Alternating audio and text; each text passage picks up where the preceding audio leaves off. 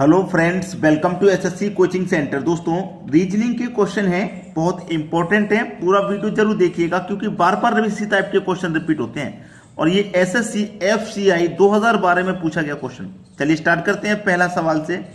यदि a बराबर 5, b बराबर 6, c बराबर 7 और d बराबर 8 हो तो 16, 5, 27, 29, 9, 22, 23 अंकों से कौन सा शब्द बनेगा? ये आपके इनमें से कौन सा शब्द बनेगा? देखिए, मैं आपको एक चीज अच्छे से बता दूं कि हमारे a का मान 5 है, ठीक है, b का मान 6 है, ठीक है, c का मान 7 है और हमारे पास d का मान 8 है। अब इनमें क्या रिलेशन है? a मेरा 1 नंबर पे आता है, b 2 पे आता है, c 3 पे आता है, d 4 पे। तो मेरा 1 से कितना हो गया? 5 बन गया, मतलब 4 ऐड किया गया। 2 से 6 बन गया, मतलब 4 ऐड हुआ। 3 से 7 बन गया, मतलब 4 ऐड हुआ और 4 से 8 बन गया, मतलब 4 ऐड हुआ। अब ये ऐड 4 जब हो रहा है जब हम अल्फाबेट नंबर से संख्या में चेंज कर रहे हैं, तो अल्फाबेट नंबर की जो वैल्यू है उसमें 4 जोड़ रहे हैं। लेकिन हमको अल्फाबेट की वैल्यू बनानी है। आंसर आप देखेंगे अल्फाबेट में दिया है, तो जो नंबर वाली संख्या है उससे हमें अल्फाबेट वाली बनानी है। तो 5 से 1 नंबर पे आना है क्योंकि a 1 पे आता है, तो जो नंबर वाली संख्या उसमें से अल्फाबेट वाली बनानी है तो 4 माइनस करेंगे, यानी कि 5 में से 4 माइनस करेंगे तब 1 बनेगा। ऐसे यहां पे 6 है, 6 में से भी आप -4 करेंगे तब भी बनेगा अल्फाबेट वाला। 7 में से भी आप -4 करेंगे तब अल्फाबेट वाला नंबर बनेगा और 8 में से आप -4 करेंगे तब डी बनेगा। अब आपके पास संख्याएं कौन कौन सी हैं लिख लेते हैं। तो 16, 5, 27, 29, 9, 22 और 23, ये सब देखिए, ये मेरे पास 5 है, 5 से अल्फाबेट बनाऊंगा तो 4 माइनस कर रहा हूं मैं। अब मेरे पास अल्फाबेट वाली बनानी है, मैं इससे ये अल्फाबेट वाली बना रहा हूं 4 माइनस करके, सब में 4 माइनस करके अल्फाबेट वाली बना रहा हूं। तो ये जो मेरे पास अब संख्या इनमें सब में से 4 4 माइनस करूंगा तब अल्फाबेट वाली बनेगी। तो 16 में से 4 माइनस कर दूंगा 12, इसमें से 4 माइनस करूंगा 1, यहां 4 माइनस करूंगा 27 में से तो 23 आ जाएगा, यहां पे भी 4 माइनस करूंगा तो 25, यहां 4 माइनस करूंगा तो 5, यहां 4 माइनस करूंगा 18 और यहां 4 माइनस करूंगा तो 19। अब ये 4 माइनस करने के बाद संख्या आ गई। अब इनका अल्फाबेट नंबर क्या होता है?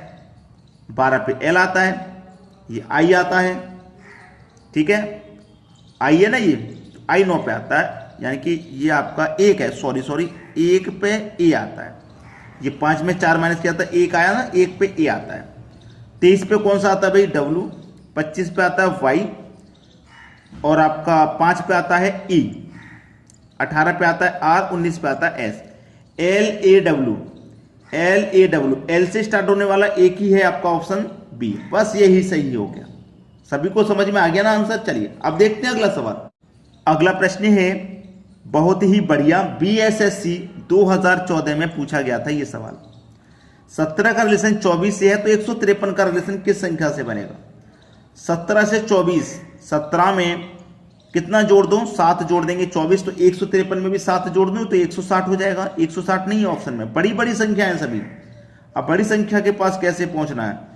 हमेशा मैं एक बात कहता हूं कि अगर पहली संख्या का रिलेशन दूसरी संख्या से नहीं बने तो आप पहली संख्या का रिलेशन तीसरी से बना देना।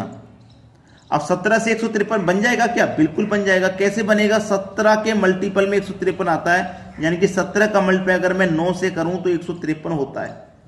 ऐसे में 24 का मल्टीप्लाई भी क्या कर दूंगा? 9 से कर दूंगा तो मुझे ये वाली संख्या मिल जाएगी। कर दो 9 का मल्टीप्लाई 24 से, 9 चौक 36 का 6, कैरी का 3, 9 दूने का 18, 18 में 3 जोड़ दो तो 21, यानी कि 216 हो जाएगा। यहां पे आने वाली संख्या 216 है।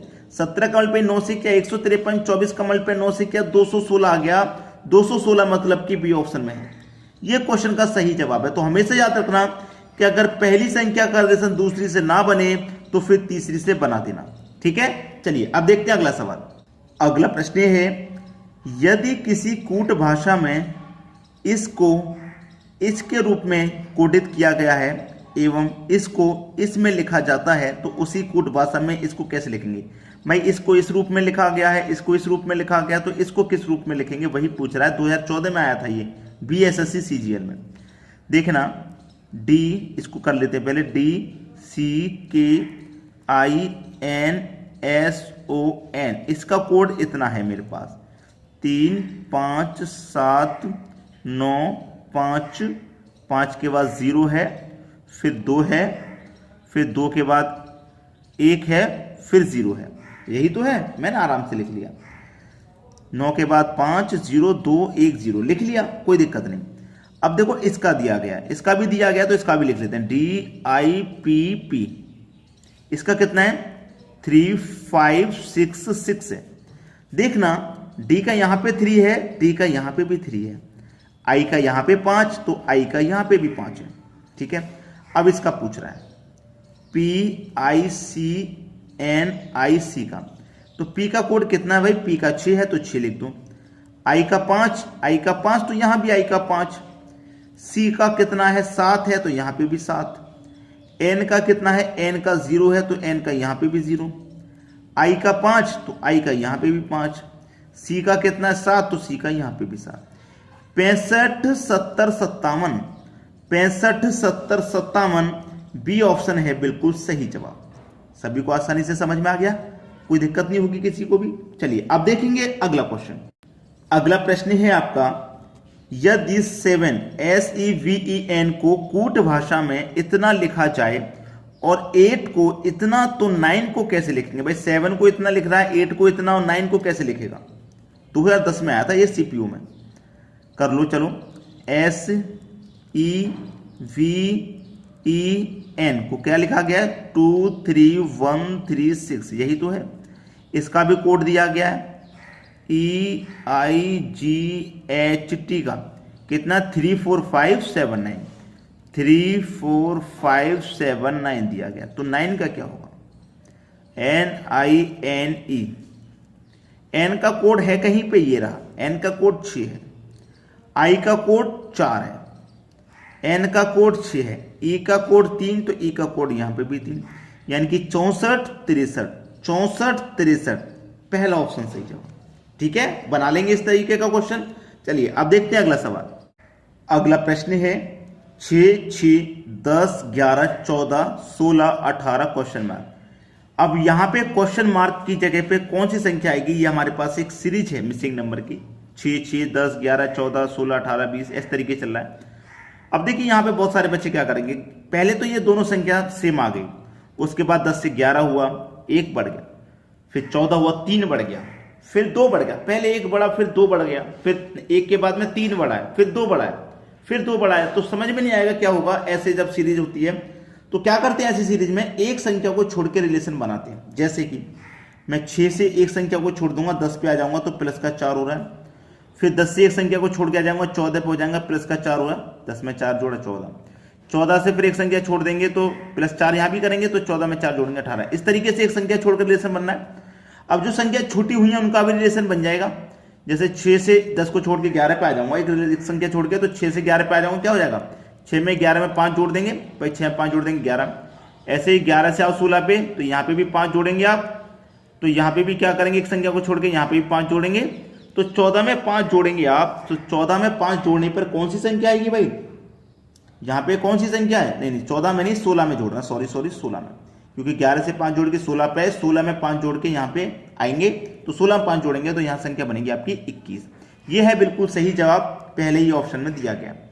तो इसी तरीके से करना, आंसर हमेशा सही मिलेगा। चलिए अब देखते हैं अगला सवाल। अगला सवाल है, दी गई श्रृंखला में गलत पद ज्ञात करें। 2012 में आया RRB। इन सभी संख्या में कोई एक संख्या गलत है, उसी को पहचानना है। तो पहचानना आसान है, कैसे, आपको स्क्वायर और क्यूब याद जरूर होने चाहिए। अगर आप कंपटीशन एग्जाम की तैयारी कर रहे हैं तो स्क्वायर और क्यूब याद होना जरूरी है, वरना कोई ना कोई क्वेश्चन छूट ही जाएगा आपसे अगर आपको स्क्वायर और क्यूब याद नहीं है तो। 196 14 का स्क्वायर है, ये 13 का स्क्वायर है, ये 12 का स्क्वायर है, ये 11 का स्क्वायर है। अब देखिए स्क्वायर कैसे हो रहा है, 14 से एक कम संख्या कर दी 13, फिर एक और कम कर दी 12, एक और कम कर दी 11, एक और कम कर देंगे तो यहाँ पे 10 का स्क्वायर आना चाहिए। सभी संख्या स्क्वायर में है तो 10 का स्क्वायर तो भैया 100 होता है, लेकिन आपको कितना दे दिया गया, 101 दे दिया गया, तो ये गलत संख्या दे दी ना, यहाँ पे 100 आना था 101 दे दिया, यही गलत है, और हमको गलती तो बताना, हमारा आंसर मिल गया, यानी कि सी ऑप्शन 101 आपकी गलत संख्या है, बिल्कुल ठीक है। तो दोस्तों आज की वीडियो में इतना ही, लाइक जरूर किया करें वीडियो पसंद आया है, और उन बच्चों तक जो आपके कांटेक्ट में तैयारी कर रहे हैं, किसी भी एग्जाम की पढ़ाई करते हैं, तो ऐसी ट्रिक उन तक जरूर शेयर कर दिया करें। ठीक है दोस्तों, धन्यवाद।